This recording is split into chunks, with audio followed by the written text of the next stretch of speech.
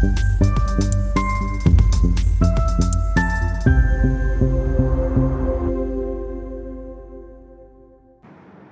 मित्रांनो, रत्नागिरीतून आपल्या सगळ्यांचं स्वागत आहे.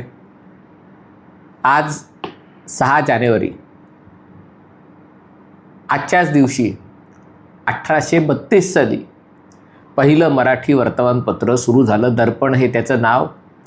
कैलासवासी बाळशास्त्री जांभेकर यांनी ते सुरू केलं. सुरू करण्यामागे उद्देश असा होता की इथल्या लोकांना अवतीभोवती काय चालू आहे, जगभरात काय चालू आहे हे समजावं आणि इथे काय चाललं आहे ते इंग्रजीतही प्रसिद्ध व्हावं आणि तेव्हा देशावर राज्य करणाऱ्या इंग्रजी शासकांनाही कळावं की इकडे काय चाललं आहे.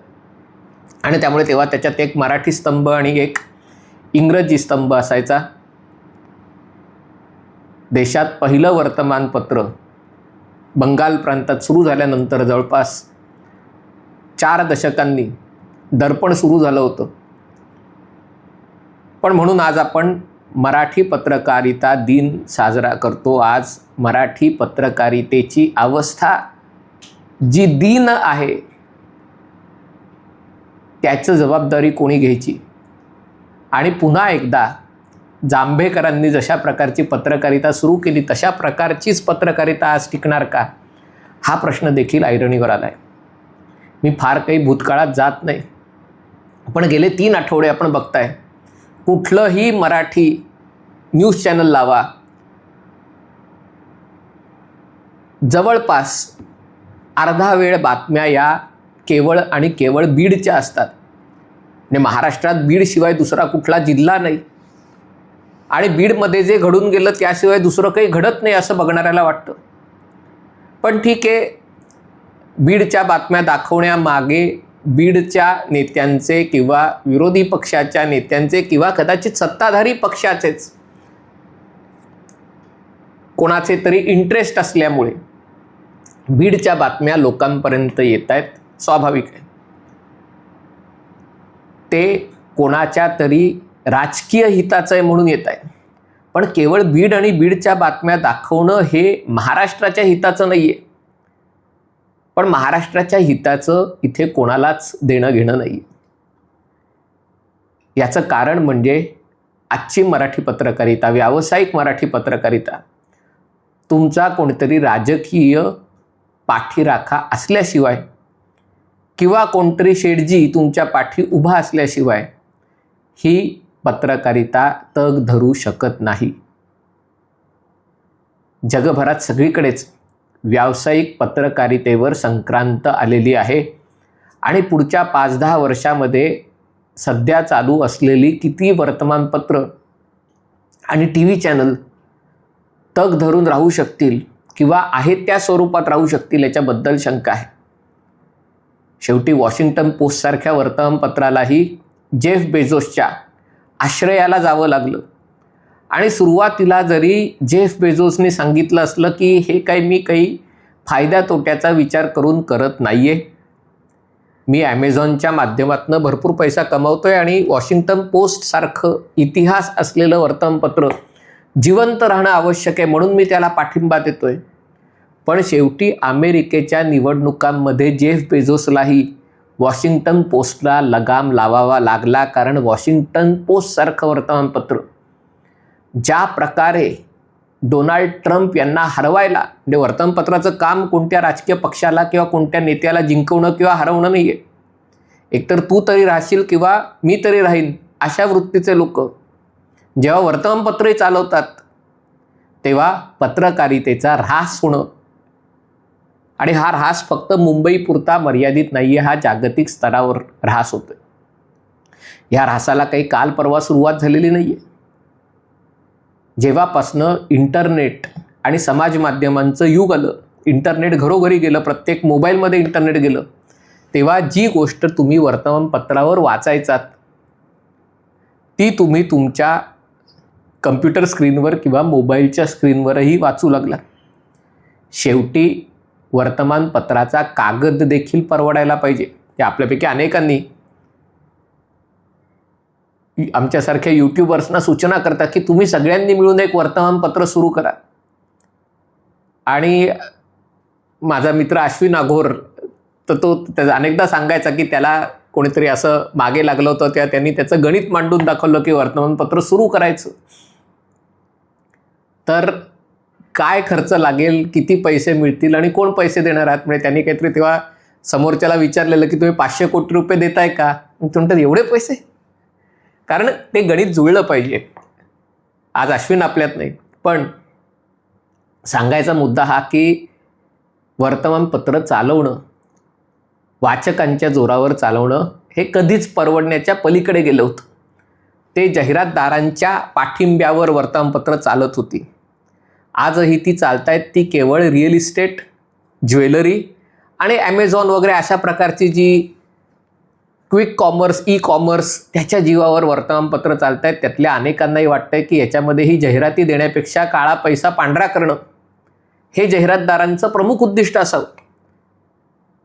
की 10 रुपयाची जाहिरात दाखवायची आणि कागदावर त्याचा खर्च 25 रुपये दाखवायचा. जे काही त्याच्या मागचं गणित असेल ते मी त्याच्यामागे जात नाही, पण आता त्यांना देखील हे सगळं परवडण्याच्या पलीकडे जायला लागले. मग ते जाहिरातदार जाऊन मोठे उद्योजक या सगळ्या माध्यमांचे मालक झाले. कारण त्यांच्यासाठी ज्यांच्याकडे 50,000 कोटी, 1,00,000 कोटी, 2,00,000 कोटीचे उद्योग आहेत, त्यांच्यासाठी 500,000 कोटी रुपयाचं वर्तमानपत्र किंवा TV चॅनल चालवणं ही काही फार अवघड गोष्ट नव्हती. आणि त्याच्यात त्यांना रसही नव्हता फायद्या तोट्याचा. त्यांना ती आपल्या बाजूचं सरकार आणण्यासाठी किंवा आपल्या विरोधातल्या सरकारवर अंकुश ठेवण्यासाठी या वर्तमानपत्रांचा TV चॅनलचा वापर करण्याची इच्छा होती. म्हणजे बाकी तुम्ही काय करायचं ते करा, पण जेव्हा मला गरज आहे तेव्हा मी सांगेल तसं करा. आणि याच्यातनं जी एक गोष्ट समोर आली ती अधिक भयावह आहे. एकीकडे वर्तमानपत्रांना कागद परवडण्याचा झाला, TV चॅनलला स्टुडिओचं भाडं, इक्विपमेंटचं भाडं, पत्रकारांच्या पगाराचे खर्च. कारण मी जे तुमच्याशी बोलतोय मला खर्च काहीच नाही आहे, पण हाच जर कार्यक्रम TV चॅनलवर दाखवायचा तर मला जो खर्च आहे, जो काही किरकोळ खर्च आहे, त्याच्या 1000 पट जास्त खर्च TV चॅनलला आहे. आणि दोघांना पैसे तेवढेच मिळणार आहेत, जेवढी लोक बघणार आहेत तेवढे जाहिराती मिळणार आहेत, तेवढेच पैसे मिळणार आहेत. आणि त्यामुळे जी अवस्था वर्तमानपत्रांची झाली ती TV चॅनलचीही होऊ लागली. अर्थात ती टिकून राहिली आणि टिकून राहतील, कारण कोणतरी राजकीय आश्रय जाते. कारण अजून राजकीय नेत्यांना असं वाटतं की हे TV चॅनल आपल्या बाजूने असलं किंवा आपल्या बाजूनी आपला नॅरेटिव्ह सेट करण्यासाठी 5-10 TV चॅनल कार्यरत असली तर आपली सत्ता येणं, आलेली सत्ता टिकणं अधिक सोपं होऊ शकतं. आणि त्याच्यामुळे हे जे मोठे बहुराष्ट्रीय कंपन्यांचे मालक असतात किंवा राजकीय मोठे नेते असतात त्यांच्यासाठी सरकारच्या माध्यमातून 5-10 वर्तमानपत्रांना, TV चॅनलला किंवा 5-10 नाही 50-100 वर्तमानपत्रांना आणि TV चॅनलना तगवणं फार अवघड गोष्ट नसते. पण त्याच्यामुळेच त्या माध्यमांचं स्वरूप दिवसेंदिवस खालावत चाललेलं आहे. चांगले पत्रकार मिळणं अवघड झालेलं आहे. कारण जर त्या क्षेत्रात पगारच नसेल, जर त्या क्षेत्रात मनासारखं कामच करायचं नसेल तर मुलांना पत्रकार व्हावं असं का वाटेल. आणि त्यामुळे पूर्ण वेळ पत्रकारांचा अभाव, बातम्यांचा अभाव. तुम्ही कुठलेही TV चॅनल बघा, अगदी आघाडीची इंग्रजी चॅनल बघा, पूर्वी काहीतरी वेळ बातम्यांसाठी असायचा. आता तेच 5-10 लोक बोलवतात आणि जगातल्या कुठल्याही विषयावर चर्चा करतात. आणि त्या चर्चा म्हणजे चर्चा नसून एकमेकांच्या अंगावर आरडाओरडी करायची आणि लोकांचं मनोरंजन करायचं, म्हणजे एका प्रकारे तमाशाचे फळ या सगळ्या गोष्टी झालेल्या आहेत.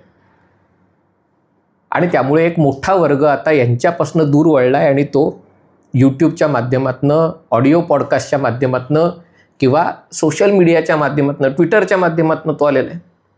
हे सगळं होत असताना जसे म्हणलं की या प्रस्थापित माध्यमात एका उद्योग समूहाचे टेलिव्हिजन चॅनल विरुद्ध दुसऱ्या उद्योग समूहाचे टेलिव्हिजन चॅनल यांच्यातली झुंज. कारण एक उद्योग समूह स्वच्छ ऊर्जेच्या क्षेत्रात, दुसरा उद्योग समूह खनिज तेलाच्या उद्योगात, तिसरा उद्योग समूह तंत्रज्ञानाच्या उद्योगात. प्रत्येकाचे हितसंबंध वेगळे, प्रत्येकाची राजकीय गरज वेगळी. आणि मग स्वतःचे हितसंबंध पुढे रेटण्यासाठी दुसऱ्याचे हितसंबंध मारणं आणि त्याच्यासाठी बातम्या तयार करणं, त्याच्यातनं नॅरेटिव्ह उभा करणं. आणि हे तुम्हाला आम्हाला कळतंय तरी देखील का? आणि मग या सगळ्या स्पेसमध्ये जे असे एक खांबी तंबू यूट्यूबर असतील, पॉडकास्टर असतील, त्याच्यातही आता एक नवीन उद्योग सुरू होणं, त्यांनी स्वतःची टीम उभी करणं, त्यांनी स्वतःचा आकार वाढवणं. पण त्यांच्यासमोरही तेच आव्हान आहे.